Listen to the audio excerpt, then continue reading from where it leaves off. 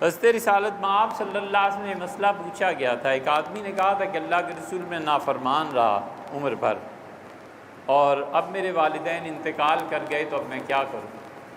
تو رسول اللہ صلی اللہ علیہ وسلم نے فرمایا اپنے والد کے دوستوں کے ساتھ نیکی کرو، ان کے ساتھ اچھا سلوک کر، ان من البر، اور یہ نیکیوں میں سے بہت بڑی نیکی ہے کہ تم اپنے والدین کے تعلقات کو بحال رکھنا۔ اور پھر فرمایا تمہاری ماں جن خواتین سے ملتی تھی ان سے ملتے رہنا، ان من البر، یہ بہت بڑی نیکی ہے جو تم اپنی ماں کے مرنے کے بعد کرو گے۔ ایک جگہ فرمایا تمہاری خالہ زندہ ہے، اس سے کہا اللہ کے رسول زندہ، آپ نے فرمایا خالہ کی مدد کا، خالہ کا خیال رکھنا، خالہ ماں ہی کے قائم مقام۔ ایک جگہ رسول اللہ صلی اللہ علیہ وسلم نے فرمایا، ایک حدیث میں آتا ہے، آپ نے کہا کہ لوگوں نیکی کا کام کرنا چاہو تو اپنے ماں باپ کے رشتوں کا اور اپنے ماں باپ کے دوستوں کا خیال کرنا۔ ماں باپ سے جو دوست ملنے آتے تھے، بچے جانتے ہی ہیں نا، نے فون کر لیا، چلا گیا، کبھی مل لیا کہ انکل کیا حال ہے، چچا کیا حال ہے، خالہ کیا حال ہے، میں یہ چیز ہے۔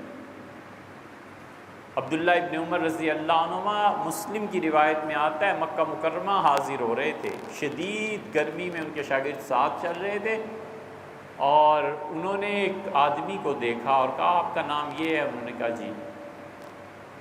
گدھے پہ سوار تھے۔ یہ عربوں کے گدھے ہمارے گدھوں جیسے نہیں ہوتے، ان کا قد بڑا ہوتا ہے، آنکھیں بہت خوبصورت ہوتی ہیں۔ گدھے کو آپ عربی گدھے کو دیکھیں، اس کی آنکھیں بہت ہی خوبصورت ہوتی ہیں، قد بھی بڑا ہوتا ہے، جان بھی زیادہ ہوتی ہے۔ یہ تو اب آ گئے ساری ٹرانسپورٹیشن، اور وہ گدھے اتنے ذہین ہوتے تھے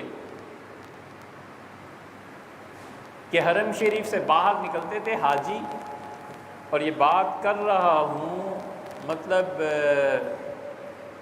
14ویں صدی کے آغاز کی، 1420 نہیں 1330-40 میں، ایسے زمانے میں باہر نکلتے تھے احرام باندھ کے، حربیہ کہیں سے عمرہ کرنا ہے نا، تو وہ گدھے کے مالک کے پاس جا کے کہتے تھے جعرانہ جانا ہے، یا کہتے تھے تنعیم مسجد عائشہ رضی اللہ عنہ جانا ہے۔ مسجد عائشہ رضی اللہ عنہ 4 کلومیٹر کے قریب ہے، اور زمانے میں کچے راستے ہوتے تھے۔